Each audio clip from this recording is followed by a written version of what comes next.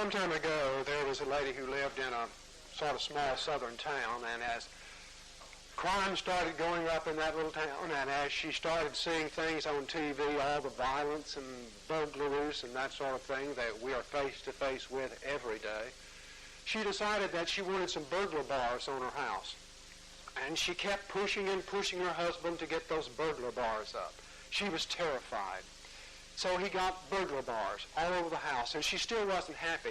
Then she wanted steel strips across the burglar bars. And so she kept on until he not only installed the burglar bars, he put the steel strips fastening the bars to the house and to the door. One afternoon, she was taking a nap. The house caught fire. They called the police. They called EMS. They called the fire department. They called her husband at work. Her neighbors came, and everybody frantically tried to get in that house, but could not. And she died in the fire.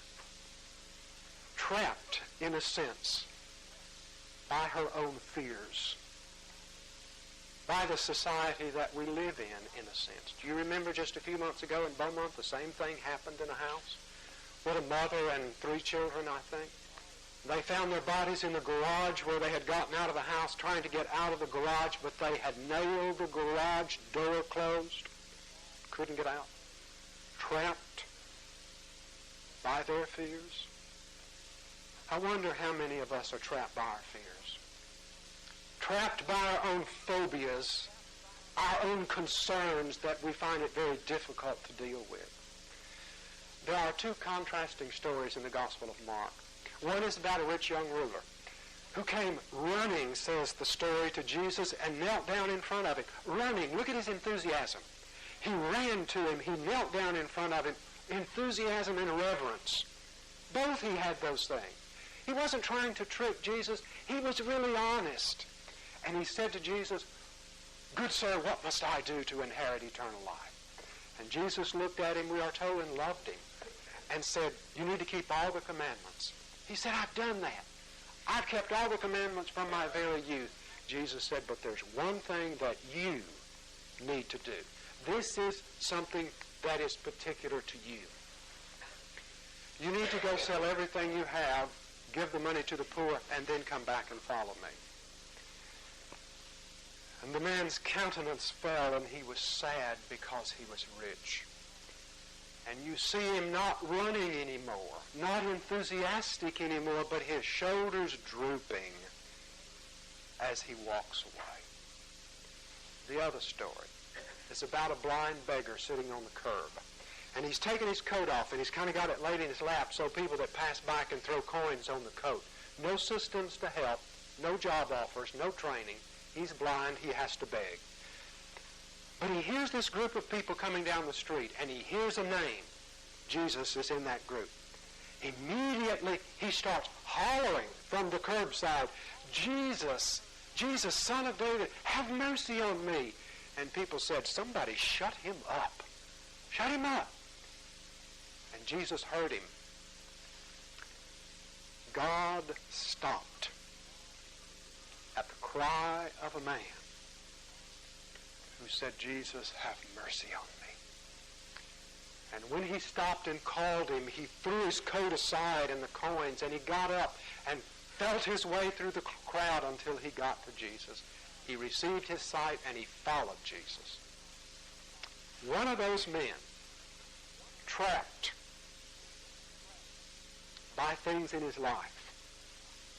The other one, following. Ah, but you say. One of those men had a lot to lose. The other one had a lot to gain and nothing to lose. That's right. You're right. And Jesus knew that. He knew how hard it is for us sometimes to make commitments because we are trapped by things in our life. I wonder this morning if we are trapped and aren't even aware that we are trapped by things in our own lives. Some of us are trapped by fear of bad luck. You trapped by fear of bad luck? Or by our obsession to find good luck? Charles Kuralt spent some time in the Appalachian Mountains with mountain people. He said he learned so much from those people. He said every New Year's Eve night, everybody raises their windows to let the bad luck out and the good luck in. And then on New Year's Day, everybody eats black-eyed peas. I wonder how many of you had black-eyed peas New Year's Day. I bet a bunch of you did. We did, you know. They say it used to be black-eyed peas and cabbage, and then it was black-eyed peas, and we happen to have black-eyed peas and rice, you know. Don't know how it got mixed up that way. But one of the persons eating lunch with us said, I got to eat those black-eyed peas this year. I had a terrible year. I didn't eat them last year. And it was a joke, but it wasn't. You know it?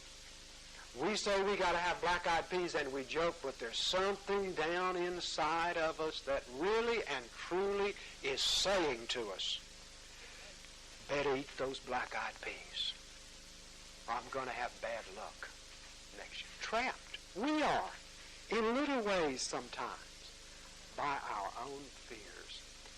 Charles Kuralt said, those mountain folks said, if you want good luck, you got to find a red-headed woman riding a white mule. And if you can just find, if you don't get your black-eyed peas, if you can find a red-headed woman riding a white mule, everything is fixed up for you for the whole year. Your nose itches, somebody's coming. Sometimes we believe it. Bees buzzing around us, going to get some money. Don't shoo the bees away. If you cut your finger and you can't stop the bleeding, they say read the 6th verse of the 16th chapter while walking toward the sunrise, and it'll guarantee to stop the bleeding. And you know there'd be folks who would do it. Absolutely, we do it. Do you know more people read their horoscope than read their Bibles? Does that surprise you? Didn't me. You see people grabbing the newspaper, reading their horoscope. You see anybody grabbing the Bible to read? Are we trapped by our own superstitions and fears? And are we trapped by our obsession even for good luck? Are we trapped by our fears of commitment? Do you know why I think some people don't get married? Commitment. You're committing to something. And we're afraid of commitment. We don't want to make that commitment. There's a tombstone, a grave in a little cemetery in West Virginia. Written on that tombstone are these words, I've gone ahead of you, as you can see, so trust my lead and follow me.